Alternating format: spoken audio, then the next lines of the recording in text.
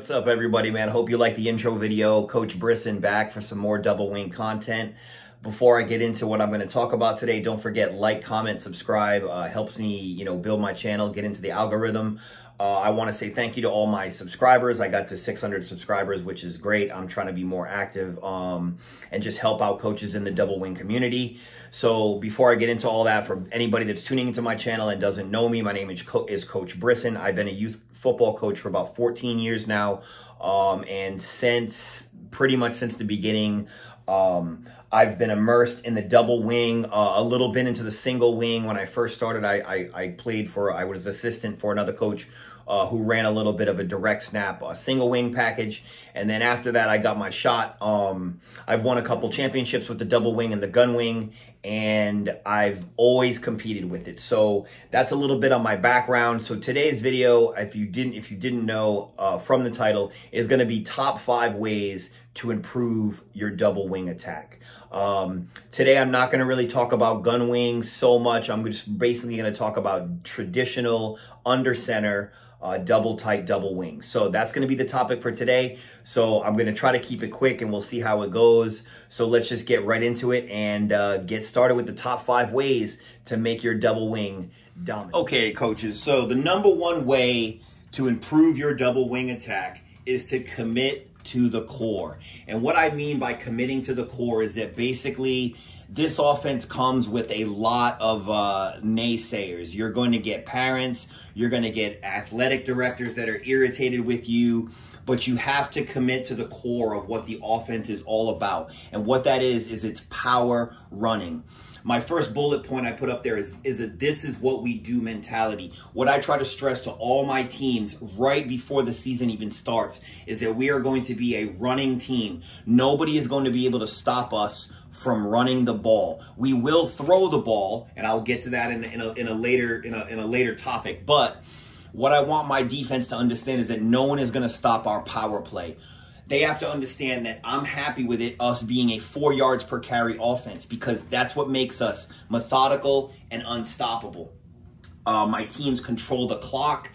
It's not a quick scoring offense, but again, you make the defense have to do something that's unsound to be able to stop you.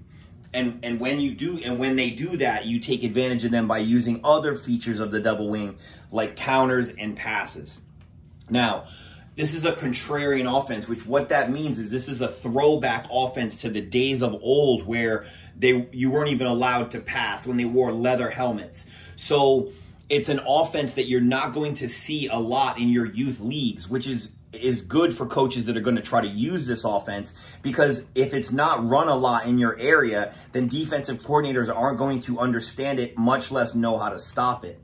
But again, you're going to be using 0 line splits. When I see double wing teams come out, if maybe high school teams, I can understand why they put a little splits, because your high school linemen are faster. But at the youth level, if you're coming out in the double wing, you need to be at 0 line splits to allow your kids the ability to be able to pull to where they need to get. That's what the double wing is all about. Pulling backside, at least guard and tackle. I pull guard and tight end. I gate pull. This offense does not feature wide receivers. So if you get parents showing up with a kid who's 6'3" and he wants to be a wideout, it may not be the team he wants to sign up for. Or you just make him a tight end and tell him that blocking comes first. And honestly, this offense doesn't need to feature wide receivers, because we just run the ball, and we do so successfully. All right, on to #2. All right, #2 on locking down your double wing attack is to rep your power play. If you saw from my intro video, you'll notice that was my wall drill.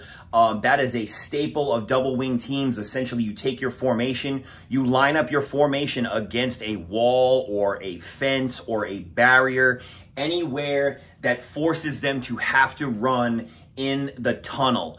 And it teaches your running backs to basically to run in traffic to include your own blockers.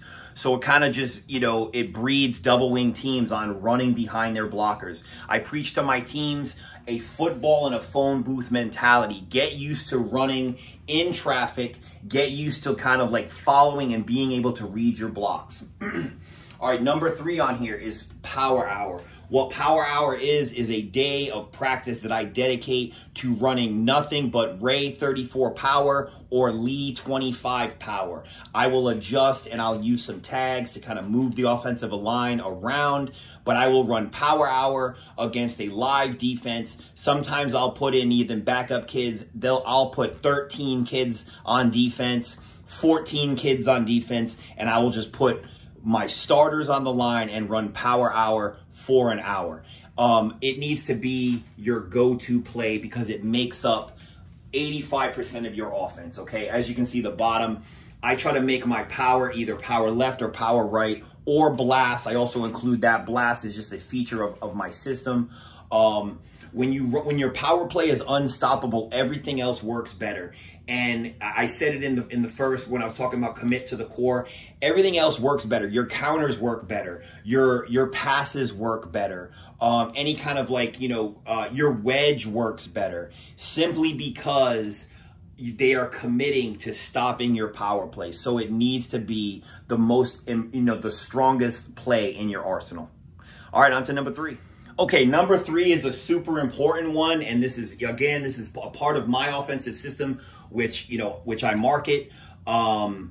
Use tags to facilitate power. What tags are just basically words that I use to just move pieces on the chessboard, the game of X's and O's, which is football. So basically I'll just describe, there's only 6 that I use.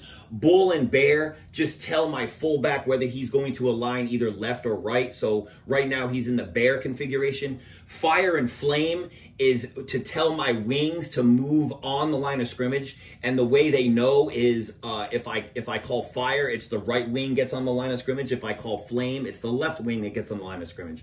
And then angry and ugly are my tackle over calls, my tags. If I run angry, I send a tackle over to this side, and he basically gets inside of the other tackle. Outside of the other tackle. And then ugly would be to send a tackle to the left. So the reason I do this is because I don't like to teach more formations. This formation, the double tight double wing, allows you to kind of move chess pieces around. And as you can see, I've kind of shown just for simulation what this call would be. This right here is angry, bear, fire, Ray 34 power. So as you can see, angry, bear, and fire, I just lined up 3 tags, and it's told all the people that need to know. Angry, it sends a tackle over to this side. Bear, my fullback's lined up right offset. And then fire, my right wing is now on the line. This is a legal formation. You have at least 7 people on the line of scrimmage. In fact, now you have 8. You have 3 people in the backfield, and you run the same exact thing. Now on the backside, I do only pull just my guard, and I have the tight end cover backside, but I'm still pulling 1 on the backside, and they know this. But again, I use tags to multiply my offense with minimal coaching time. Your offense can come out balanced on one play and unbalanced another. So if you're going to be a single formation team, you would be wise to just use tags instead of teaching more formations. So this is how when I was a single formation team, and actually even now with the gun wing, I still use these tags just to give the defense a different look and something else to think about. I mean, imagine if the defense didn't count the number of people on the right side of the ball. I've had this play literally go for 75 yards before because the defensive coordinator didn't teach his kids you need to count the number of kids outside. So if you notice that and you're going against a staff where the defensive coordinator may be a little confused or he didn't teach what his kids were going to see, you come out in this, trust me, there'll be a lot of problems with the defense. So that's number 3. Use tags to facilitate more power. All right, number 4, and this is an important one. Rep fakes and invisible ball handling. I cannot stress fakes enough. All of my teams, I always tell all my running backs, they have to perform good fakes before they get to run the ball. So one of the advantages of the double wing, because of your 0 line splits and a lot of linemen pulling on the line of scrimmage, it creates a lot of traffic, and basically it's really super hard to see, especially if your players stay low. So you have to consistently tell your kids to carry out their fakes. I tell my kids, carry out the fakes all the way to the sidelines. I use like basically what I call cradling the baby kind of technique, where they hold their hands down like they actually have the football and they rock the baby as they run. If you watch some of my videos, you can see some of my runners doing it. Another thing for ball transfers, keep the ball low when handing the ball off. This is on counters, counter traps, especially the wedge. You know, when you keep the ball invisible and players don't know where the ball is, it's super hard to see. It gives you such an offensive advantage. And a typical thing like XX counters behind the wedge, I made that one bullet point. My XX counters behind the wedge are typically to draw people upfield and away from running in behind the wedge pile that's going down the field. Typically, I'll get like 4 or 5 people at least in the backfield, like looking around for where the ball is. So you have to put as much energy into fakes as you expect to get out of fakes. It's a great thing with the double wing because it's a repetitious offense. And you just continually rep power, and then all of a sudden a counter comes out of nowhere that starts off looking like power. This is why the double wing is super hard to stop. It's super hard to stop when it's done correctly. All right, number 5, and this is another super important one. Let the defense tell you when to pass. Okay, so a lot of defenses, when they see this offense, or if they faced you in the past and you try to use this, a lot of defenses will just simply crowd you. They'll bring everyone on D, like line up in a 10-1, whatever they're going to do. Now, again, you're going to have to rely on your running game, you know, by a point. I mean, if you're getting beat up because they're in a 10-1, then there is ways to punish that. I mean, I wouldn't say get out of your base run, because again, even a 10-1, if you run a wedge against a 10-1 or you run a blast against a 10-1, it's a single layer defense. If you make one person miss, it's usually going to be a touchdown. So it's very dangerous for even a defense to be in a 10-1 against you. But there are ways using the passing game that you can punish them for doing that. So what I typically do is I rely on my running game, and I watch the linebackers and the safety specifically and their distance to the line of scrimmage. So once I see linebackers and safety start creeping up, if they're within 3 yards of the line of scrimmage, you can probably guarantee that I'm going to run like a no-mo for go. Some of my screen packages I may run in a situation like that, because if I feel like if they're in a 10-1, they're almost telling me they're going to bring the house, so I'm probably going to try to run a screen or a verts concept against them. I will show you one of the verts concept that I would use against a team that crowds me like that. And then I'll also show one of my most successful pass plays was just basically a simulated 34 power. And it was just basically a flood pass right is what I called it. So I'll go ahead and I'll show you both of those, and I'll kind of talk you through the reasons I would do that. All right, so typically, this is a play that I would definitely use that would come out like really soon. As soon as I saw a defense that aligns anything like this, this is like basically like a 9-2, just a single layer defense, just everyone on the line with a nose tackle, and just, you know, pressing you because they're thinking you're going to run.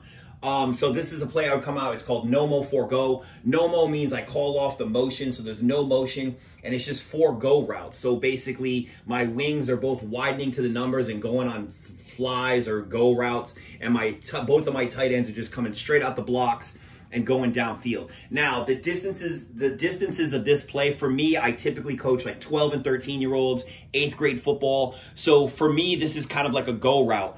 My quarterback just rolls back about, 3-4 yards, turns his back, rolls to about here. The fullback comes out and pass blocks. And this is usually, about a 20 to 25 yard throw. Now, if you're coaching younger kids, it doesn't matter. This could easily become like no-mo for pop. You can adjust the routes to where these are little short little pop passes. I mean, you have a lot of options. The fundamentals are still the same. You're just teaching them, if you get behind them, that there's going to be wide receivers open everywhere. Again, a screen here. There's a couple of different things you could get. But right out the gate, I would call a no-mo forego. I also have a version of this from the gun wing that I call Gun 34 Power 3 Verts, which is a play action pass, but it's similar where I have just mad people streaking down the field. So that's one way of kind of punishing a compressed defense. Coach Brown, if you're still watching this, this would be something that you'd want to look into. As just a nice little rollout pass. And if you get behind the defense, man, and your kid's got an arm, you can sling it up. All right, so this is just another concept from the double tight double wing that I would run. This is probably, I would say, my most successful pass play that I've ever used in the double tight double wing. It's pretty simple concepts. It's a Ray flood pass right. Essentially, Ray telling your guy he comes in 34 power motion. He comes across on the snap. He fields out here, kind of sets up right here to pass block. You have 3 people going on routes and everybody else is pass blocking. You have your play side tight end running a go route, kind of drawing off usually this backer. Sometimes it'll be a safety. I put it against the 9-2. But even in a standard defense with a safety back here, this tight end will draw off the safety. And what you end up having is you have kind of like if the corner picks up the wing on the 10-yard or 7 to 10-yard out, depending on the age of your kids. But you also have the fullback floating into the flat. So it's just really hard. Most standard youth defenses are hard pressed to cover 3 receivers flooding to the same side. So assuming you have a right-handed quarterback, you could also run Lee flood pass left if you had a left-handed quarterback or whatever. But assuming you have a right-handed quarterback, he's going to roll to his right and be able to. What I tell my kids is basically like A, B, C. These are your reads. But yeah, I've had this play go to the fullback a lot of times. What also happens is if the fullback catches this in the flat, he's got 2 blockers that are already upfield, kind of blocking for him if he gets outside in the flat. So again, focus on your running game, but when you do have to pass, these are some options that you do have. The double wing, you have a lot of receivers in close proximity, so it doesn't mean that you're going to be stifled. All right, everybody, man. I hope you like the top 5 ways to improve your double wing attack. Don't forget, man, if you like my videos, like, comment, subscribe. If you liked anything you saw here, man, don't forget to email me at westcoastload@yahoo.com. I market my entire coaching manual, my entire offense, so more details can be had there. Just hit me up. Again, I try to help coaches around the country with their systems. And if the double wing is something you're thinking about, then I'd be a good resource to start it. All right, everyone have a great one.